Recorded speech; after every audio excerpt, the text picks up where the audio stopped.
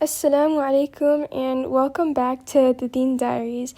In today's episode, we will be talking about the 16 lessons that we both learned at 16.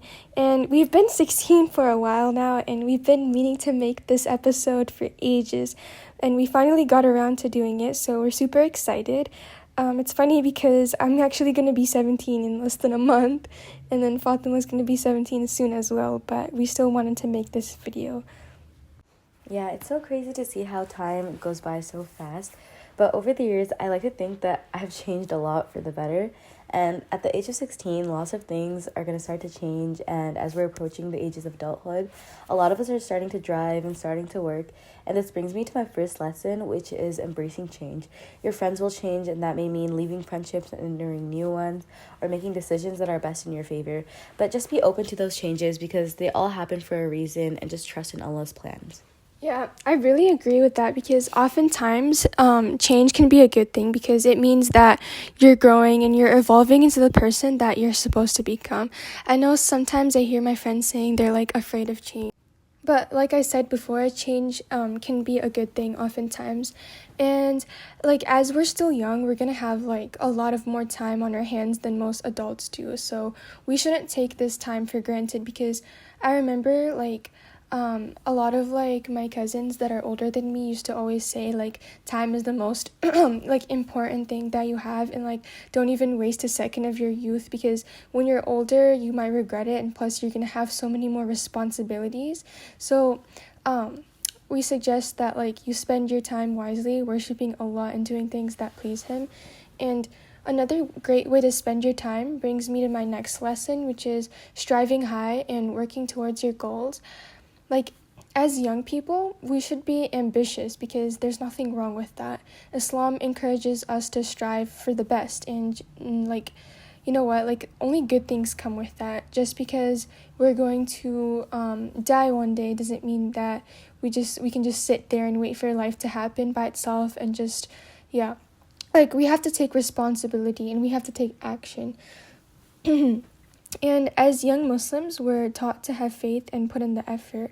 Prophet Muhammad ﷺ once said, "Strive for that which will benefit you, seek help from Allah, and do not be hopeless." So this teaching emphasizes the importance of striving for excellence while relying on the guidance and support of Allah. So dream big and work hard and set goals that inspire you and help you push yourself to achieve them. Whether that's excelling in your studies or contributing to your community or deepening your faith, every step you take towards your goals is a step closer to becoming the person that you aspire to be. Yeah, I agree. At this age especially, you're going to see everyone around you is starting to work, and you have to do that for yourself as well. Working hard for your goals is like really important. If you really want something, you have to work for it. But also remember to trust Allah's plans, as I said before. Allah is the best of planners, and remember He will always have the best plan for you. So never like feel like you have to rush into things, and take your time and work hard for the things that you want. In this day and age, nothing will be handed to you. If you want something, you're going to have to work hard to make it happen. And you shouldn't really rely on other people for your dreams to happen, and always make dua to Allah for something that you want. And if it's for good, and if it's good for you, then Allah will grant it to you when it's the right time. And that was one of my lessons. Have trust in Allah always. Allah is the best of planners and knows what's best for you. So trust in His plans and have sabr. I feel like as we're merging into adulthood, it's like really scary, and I genuinely can't believe I'm turning 17 soon. But anyways, merging into adulthood can be very hard, and you're going to make mistakes along the way, but don't beat yourself over it, and don't ignore your mistakes either. Please learn from them. That happened for a reason, and you should take it as a learning lesson.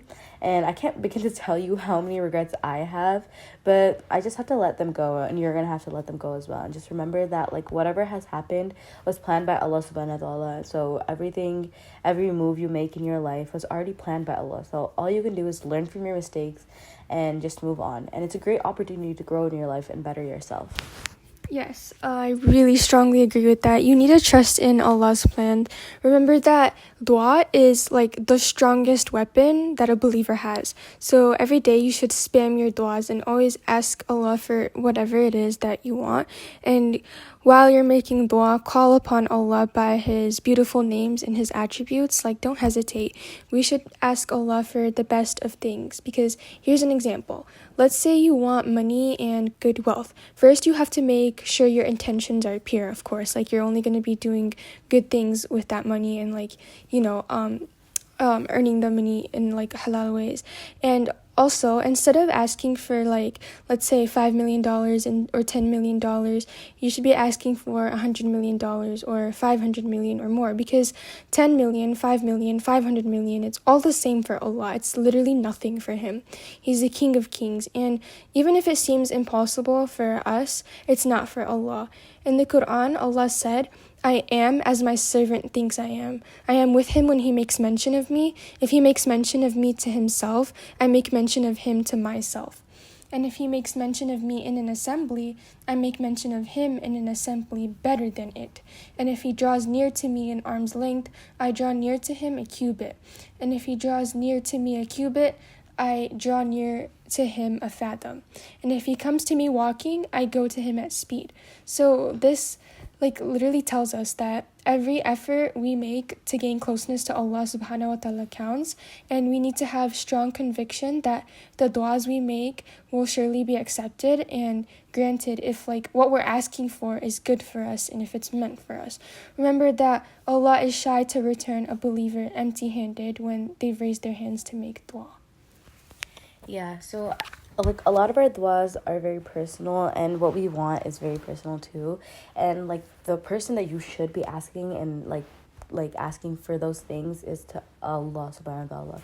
So literally go pray to Allah for whatever it is that you want. If you're sad, go pray. If you're happy, go pray. If you're in need of something, go pray. And remember that Allah subhanahu wa ta'ala is always listening and seeing everything that you do. So remember to constantly ask Allah subhanahu wa ta'ala for forgiveness throughout your day. You could be sinning and doing things that are displeasing to Allah subhanahu wa ta'ala without even realizing it. So don't ever let go of your deen or your iman, because it's your life and your identity. And everything that you're doing right now should be a reflection of the teachings of Islam. Always try to strengthen your relationship with Allah subhanahu wa ta'ala.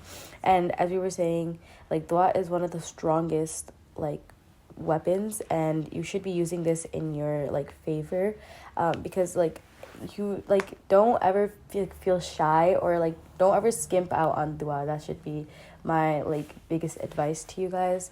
It's because you never know what it's gonna come, what's gonna come true, especially with dua, because Allah does what's best for you, and if that dua is good for you, then it may come true. And another thing is don't delay your prayers, because the more you delay your prayers, the more your duas get delayed. So pray them on time and use dua as your motivation, and you're kind of something that you look forward to in prayers, making that dua for something that you want. And I've found that doing dua also helps me keeps me disciplined as well, because it's something that I prayed for and something that I really want to work towards and accomplish. So having that dua keeps me accountable for something that I really, really want. So, moving on, something else that I wanted to discuss is the importance of investing in yourself. If you think about it, the only person you'll always have 24/7 is yourself. So you might as well love yourself, because if you don't, you're probably going to live a life trying to please other people. Whenever you find yourself questioning what someone would think of you in a certain situation or doing a certain thing, catch yourself and instead ask yourself, what would Allah think of me? His opinion of you is the most important and really the only important opinion. Allah is perfect, and Allah created you and fashioned you Himself however He wanted to. So it wouldn't make sense for us to be complaining about the way we look or anything like that. Instead, we should be grateful for the things that we do have instead of complaining about what we don't have. I know that this year, that's a New Year's resolution of mine, that I'm trying to complain less and actually realize how privileged and how blessed I am, I know a lot of young people in our generation have social media and are constantly bombarded with stories and pictures of people with quote-unquote perfect lives, and this causes us to compare ourselves and envy others. But we have to keep in mind that most people only show the good parts of their life on social media, only about 1% out of 100. So you can't be comparing your 100% to someone else's 1%. And my best advice to these people with social media addictions would be to honestly, like, delete and deactivate your social media accounts. But if you really can't do that, then at least reduce the amount of time you're on these apps, and try to unfollow like people that are in really like influencing you in a good way, and try to follow more Muslims that inspire you to better your deen and your relationship with Allah subhanahu wa ta'ala. When you start to love yourself, you notice that life starts loving you too. Like when you protect your peace and energy by not engaging in low vibrational activities like gossiping or doubting yourself or other people, complaining about your insecurities, and so on, you radiate this positive, like, good energy. I don't know how to explain it, but it's like, yeah, like, I don't know how to put it into words, but you know what I mean. And when you radiate this type of energy, you're only going to attract good things into your life, like good friends and opportunities will come to you. And a lot of people might disagree with this, but that's okay. But I personally think when you're young, especially, you should keep your head down and just prioritize yourself. Focus on improving yourself and your deen by implementing good habits into your life and breaking bad ones, and surrounding yourself with people that are like-minded and only consuming good information on the internet, so that when you've become a well-rounded individual, you can start focusing on helping others in society. And that's when you should be looking for ways you can impact people suffering around the globe too. Like, this is kind of my definition of what it means to fill your own cup first. I feel like if you can't help yourself first, then how do you expect to help the people around you? I know you've probably heard this many times, but remember to eat well, sleep well, and exercise daily as well. A goal that I'm trying to, or like a habit that I'm trying to implement in my life this year is like going on 30-minute walks daily, so that way I'm getting a little bit of movement and also getting sunlight. And I know you've probably heard this many times, but it's so important. Sorry, it's so important to keep a good diet and sleep well, because let's say you're sleeping 4 to 5 hours daily every day for a long time. Like, that's gonna like pretty badly affect your brain, you know, like it's gonna hurt your brain, so you don't want to do that. Like, take care of your brain, your intelligence, and stuff like that.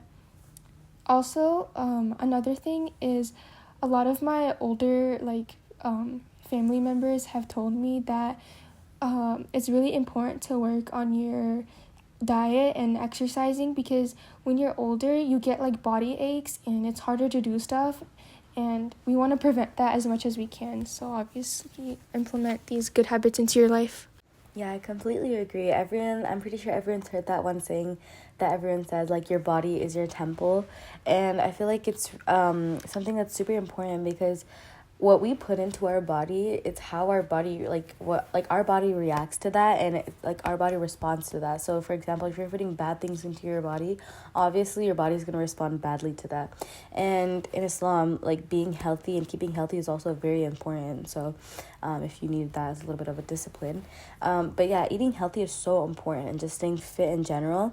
And that was one of my goals this new year as well, just taking care of my body more, because being in high school, especially in my junior year, I'm just so like bombarded with assignments and work all the time, to the point where like I feel like sometimes I forget to like take care of myself. Even just having like that 30 minutes of self-care to myself, it's so important.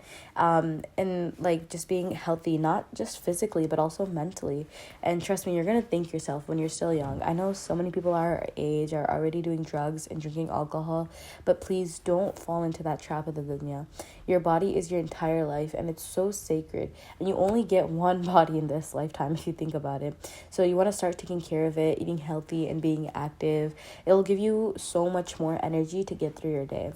And you truly are what you eat. After realizing that, this past year, especially in 2024, I felt really like lethargic a lot of the times, as I was saying, because I spend so much time studying and I don't get that much like movement, and I just eat to eat. but yeah, like seeing like the like little change, like even one day you'll see like you start eating a little healthier and you feel more energetic and more like yeah, just more energetic and excited, I guess. But you know, I've been trying to incorporate healthier food into my diet as well, and I also want to talk about like how like yeah, as I was saying before, being being kind to yourself and your body, and being aware of what you're putting into it. And now let's move on to my next lesson. I wanted to talk about setting boundaries in your personal and social life. Never ever let someone walk over you. Especially right now, everyone is trying to figure themselves out. So you're not alone, trust me. Everyone else feels like you do. You probably feel super lost. But you know, you're gonna start to like find problems with your friends. You're probably gonna see like you guys aren't as close as before, or there's problems arising in your friendship, and this just could be because you guys are growing out of each other, or you guys are growing into adulthood, and you guys are changing, you guys are maturing and becoming different people. So just welcome that change. And if you know, some friendships come and go, you know, some people may be in your life to just teach you a lesson, but it's okay. It'll all be okay. Just trust me when I say that. Just go with the flow. And yeah, so it's okay to be selfish sometimes and put yourself first, but just don't let anyone walk over you and make you feel less than. And don't let anyone overstep these boundaries either. You always want to be assertive and let your feelings be heard. And this is going to be very important in maintaining friendships and ensuring you have healthy relationships in your life.